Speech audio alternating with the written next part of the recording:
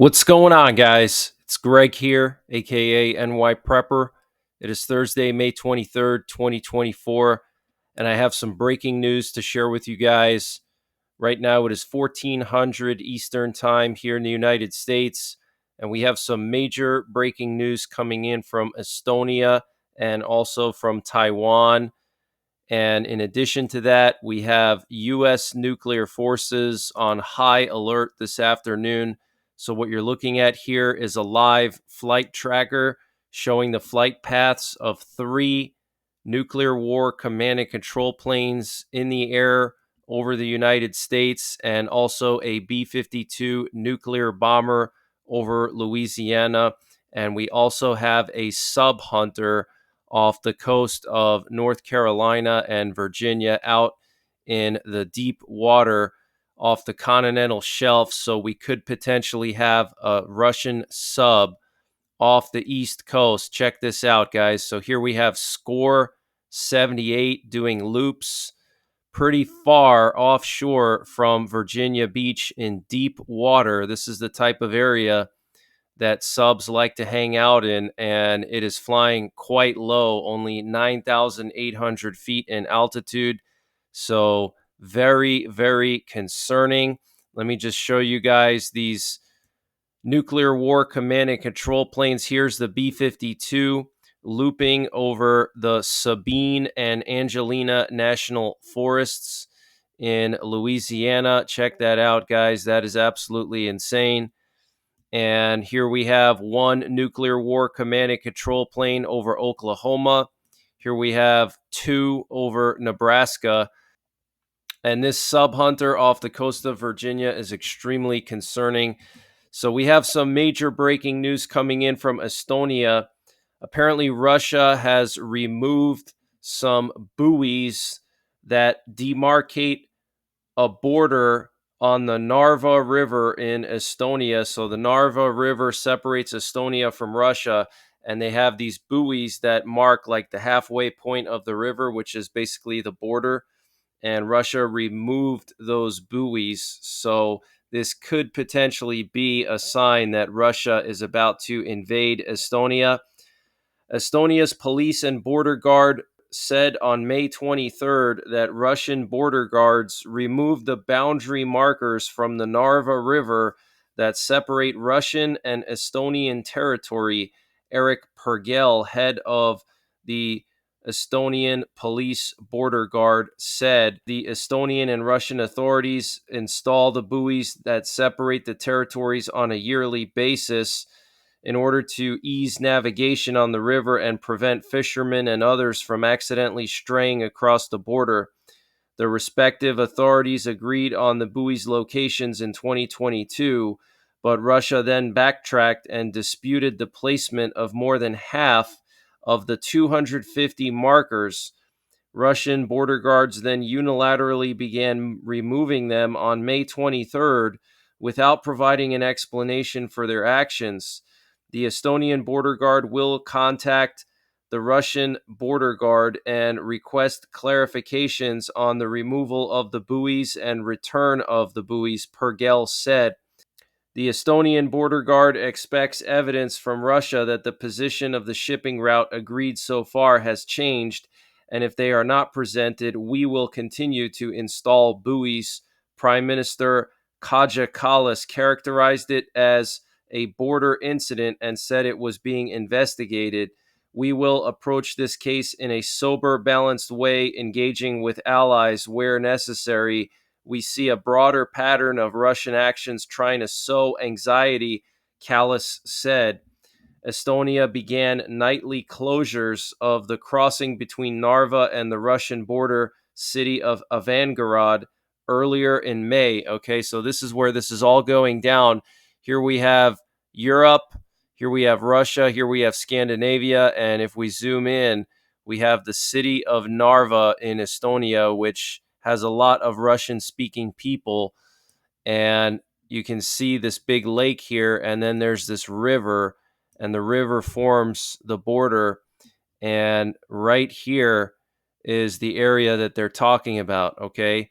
So the Russians have removed the border marking buoys on this river, and the Estonian border guard said that 250 buoys have been removed by the Russians, and so the Estonian border guard is going to replace them with their own. This update was sponsored by My Patriot Supply. Guys, My Patriot Supply has brought back their 25% discount on their 3-month emergency food supply. And to get the discount, you got to use the link preparewithnyprepper.com, and the link is in the description below this video. But this 3-month emergency food supply has a 25-year shelf life. It includes over 2,000 calories per day, breakfasts, lunches, dinners, drinks, and snacks, all contained within 6 rugged water-resistant buckets, and free shipping is included. So use the link preparewithnyprepper.com to get $200 off or 25% off of the My Patriot Supply 3-month emergency food supply. The link is in the description below this video. Free shipping is included. They also have a general store where they sell all kinds of prepping and survival products, and they're always running various discounts.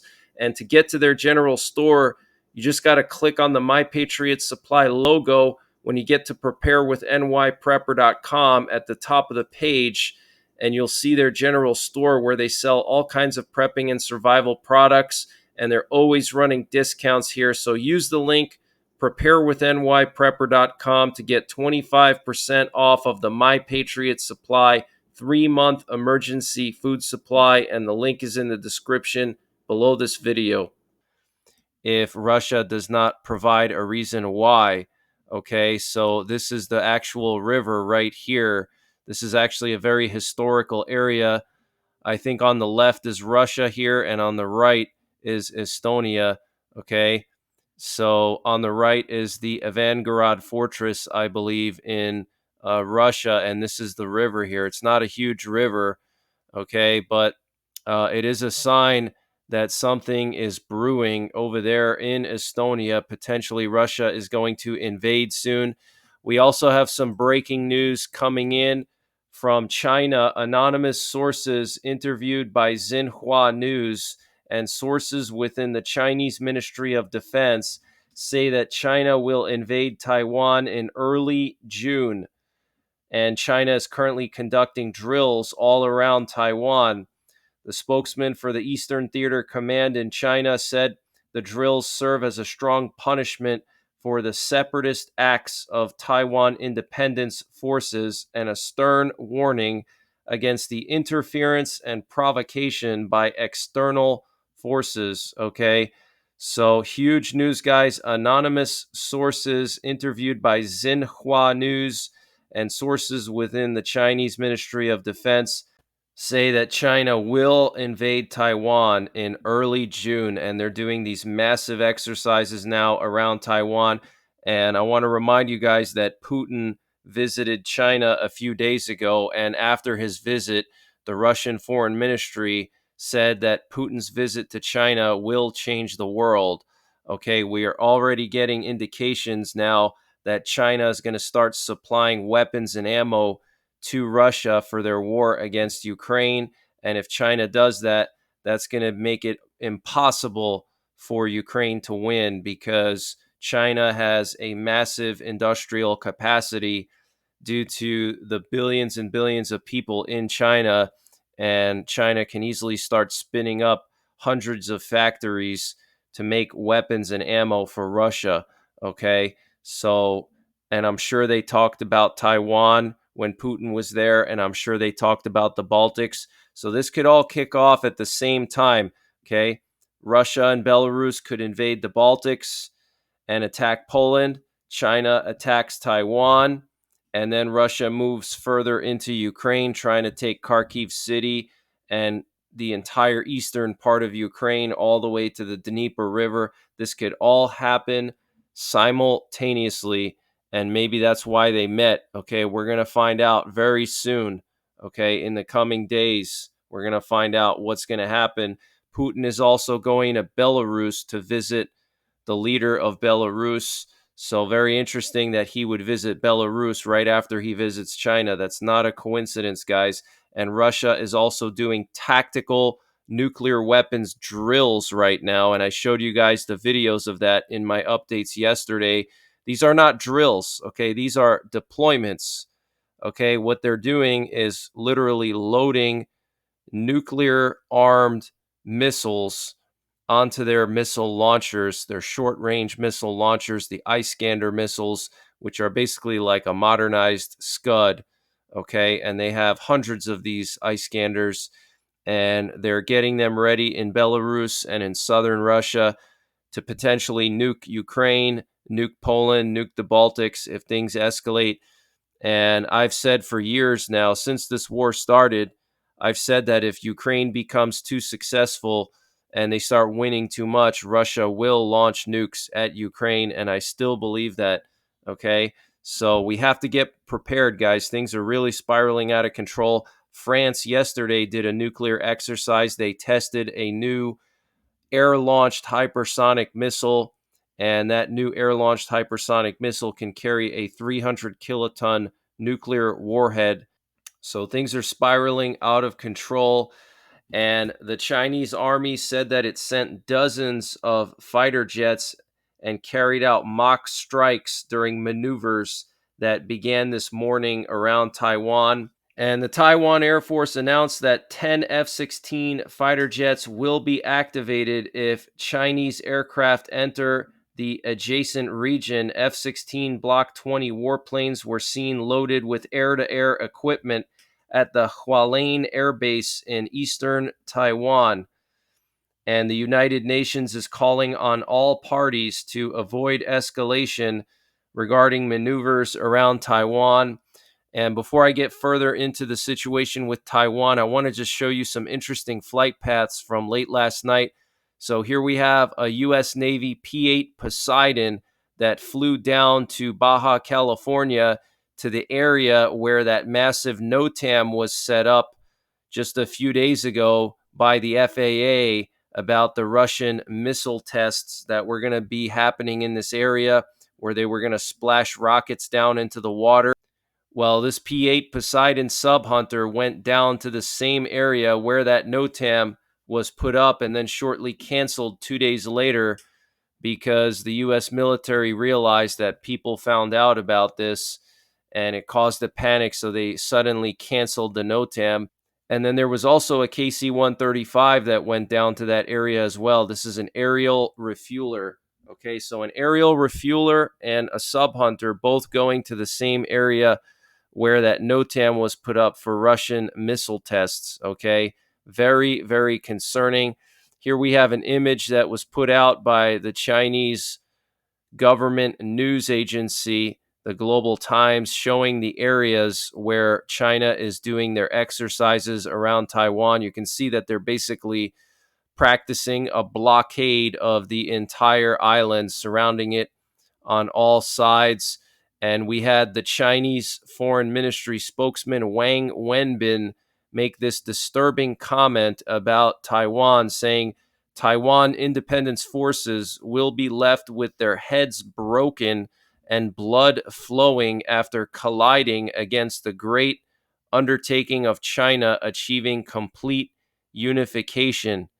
Okay, so China wants to reunify Taiwan. Here we have some footage coming out of Taiwan showing Taiwan activating their air defenses and anti-ship missile systems. Okay, so they're moving these missile systems around right now. Okay, in the event that China does try to attack, they have everything in position. And the Chinese People's Liberation Army on Thursday morning launched a military exercise surrounding the island of Taiwan in a move aiming to punish Taiwan independence secessionist forces and to send a warning to external interference forces following Taiwan regional leader Lai Ching-te's separatist inaugural speech on May the 20th. Okay, so he's the new president of Taiwan, and China calls him a regional leader because they don't consider Taiwan a separate country. Designed to surround the island of Taiwan from both the east and the west, the exercises display the PLA's strike capability across all directions of the island without any blind spots, forming a situation where the island is pinned down from both sides, experts said. The PLA Eastern Theater Command started joint military drills around the island of Taiwan from 7:45 a.m. on Thursday, the theater commander said in a press release early in the day. The drills are being conducted in the Taiwan Straits, the north, the south, and the east of Taiwan Island, as well as areas around the islands of Kinmen, Matsu, Wukyu, and Dongyin, the theater command said, attaching a map depicting 9 exercise zones surrounding the island of Taiwan.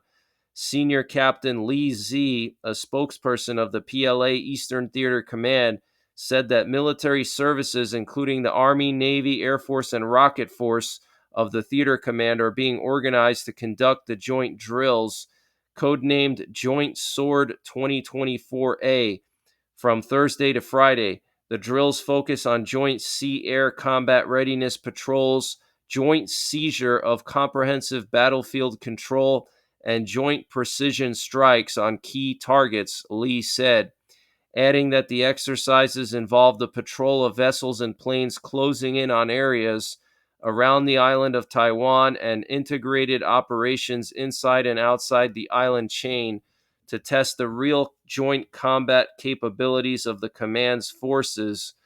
Lee said the drills also serve as a strong punishment for the separatist acts of Taiwan independence forces and a stern warning against interference and provocation by external forces.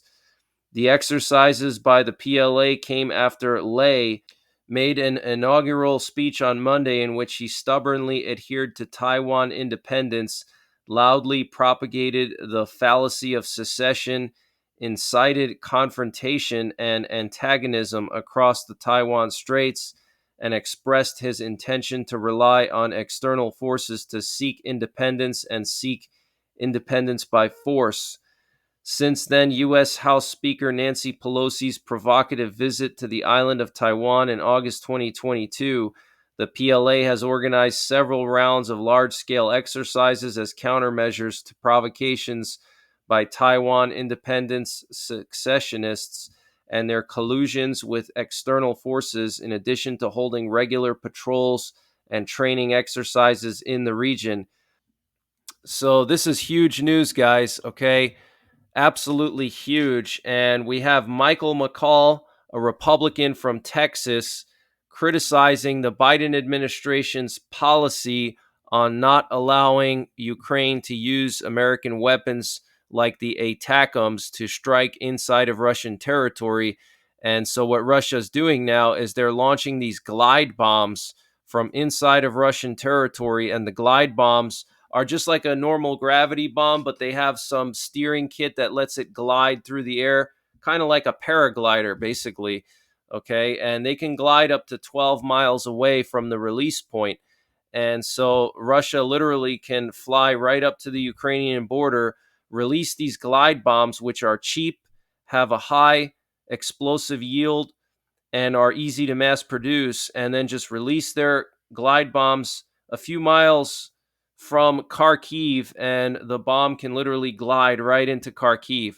And because Biden does not allow Ukraine to strike those Russian jets inside of Russian territory, they can just continue to do that. Same thing with their artillery. Okay, they have artillery parked all along the Ukrainian border just inside of Russia, and they're just pounding Kharkiv and all these other places like Sumy, and the Ukrainians are not allowed to strike into Russian territory with the ATACMS to destroy those artillery pieces that are attacking Ukrainian civilians, okay? So let me just play this video clip. He explains it really well. This is a Republican from Texas, member of the U.S. House of Representatives. Zone that the Russians have created. And what they're doing is they're lining up all their artillery and rockets and missiles just across the Ukraine border that they then use to attack the Ukrainians. However, your administration and Jake Sullivan have restricted the arms use so that Ukraine cannot defend itself and fire back at Russia. That's why I mandated the ATACMS and the supplemental, the long range, short range, and the HIMARS, that your administration is tying their hands behind their back, not unlike what you're trying to do in Israel. Will you change this policy so Ukraine can fight without one hand tied behind its back? Well, as you know, we've rallied 50 countries over the last 2 years to come to Ukraine's defense, to provide it with the weapons it needs to defend itself, to push back against Russian aggression. When it comes to... So he's grilling Anthony Blinken, and look at how Anthony Blinken is squirming. And I want to remind you guys how a lot of people were saying that, oh, Republicans are the ones that are harming Ukraine by not supporting them. Well, no, it's actually the Biden administration that's harming Ukraine by not giving them what they need when they need it and in sufficient quantities. Okay, look at how long it took for Ukraine to get even Abrams tanks, over a year, and they should have gotten that much, much sooner, and Ukraine wouldn't be in the position that they're in now. Okay, and then same thing with tying Ukraine's hands behind their back, basically just draws out the war even longer. So it's actually the Republicans that are trying to help Ukraine by trying to end the war quickly, give Ukraine what they need, and allow them to destroy the Russian equipment inside of Russian territory, striking Ukrainian civilians and cities. Okay. enabling, endorsing attacks outside of Ukraine. That's not something we've done, but Ukraine will have to make and will make its own decisions, and I want to make sure it gets the equipment that it needs to effectively defend Congress itself. got them the equipment, and thank you for implementing that, but Congress did not put restrictions on the use of these weapons. It's Jake Sullivan in your administration that has put the restrictions on these weapons, and I talked to them, and this is not, they cannot achieve victory with these restrictions that you, not the Congress, have placed on them. And I hope you'll take that back to the National Security Advisor and the National Security Council and change this policy decision that is very dangerous and damaging to the Ukrainian people.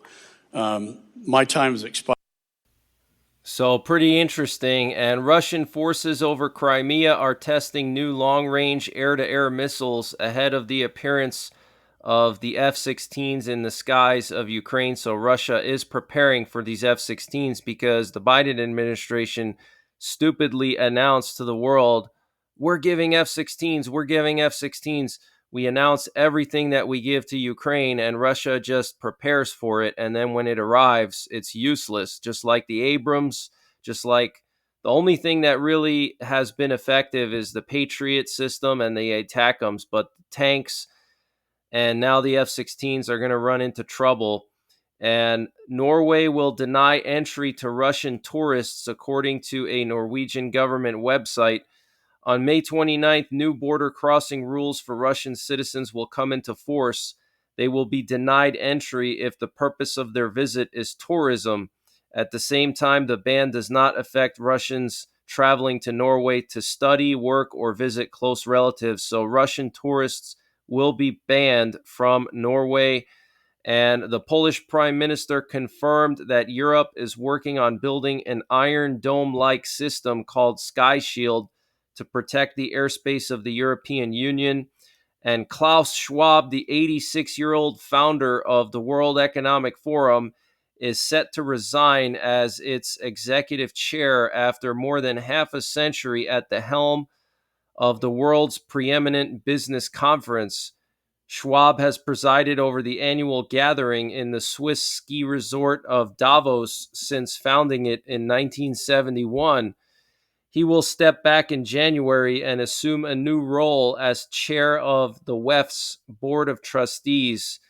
And Borg Brendi, the current president of the WEF Executive Board and former Foreign Minister of Norway, is going to take over for Klaus Schwab. So we got to start researching this guy, Borg Brendi, and see what he's all about. And CNN is reporting that there's increasing concern within the Biden administration about Israel potentially preparing for war in Lebanon. Speculations are rising in Washington that Israel might plan a ground invasion of Lebanon in late spring or early summer if political settlement efforts fail. Okay, so as soon as Israel is done with Rafah, they're going to go into Lebanon. Okay, so get prepared, guys. Even when they go into Rafah, things are going to really escalate in the Middle East. But imagine when they go after Hezbollah, how crazy that's going to be. And Israel already prepared their citizens for this war against Hezbollah because Hezbollah has like 100,000 rockets. They have enough rockets where they could launch 1,000 rockets a day at Israel for 6 months straight. Okay, so Israel has been preparing their air defenses to be able to shoot down these rockets and tune their air defenses better and also accumulate enough interceptors so they don't run out of interceptors. And that's what they've been doing since October 7. They've been preparing their country for blackouts and a major war with Hezbollah and also preparing their air defenses. So it's just a matter of time, guys. Okay. So that's the latest breaking news that I have. I will be back later on tonight, most likely, with more breaking news. I'm not 100% sure yet. It is Memorial Day weekend here in the United States.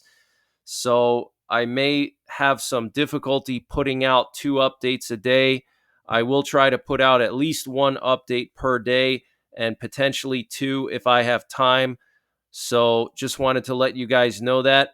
So expect potentially reduced programming through Monday, and I won't be doing any live streams until next week unless something super crazy happens, like if Russia invades Lithuania, then of course I'll go live. But otherwise, I will go live next week again.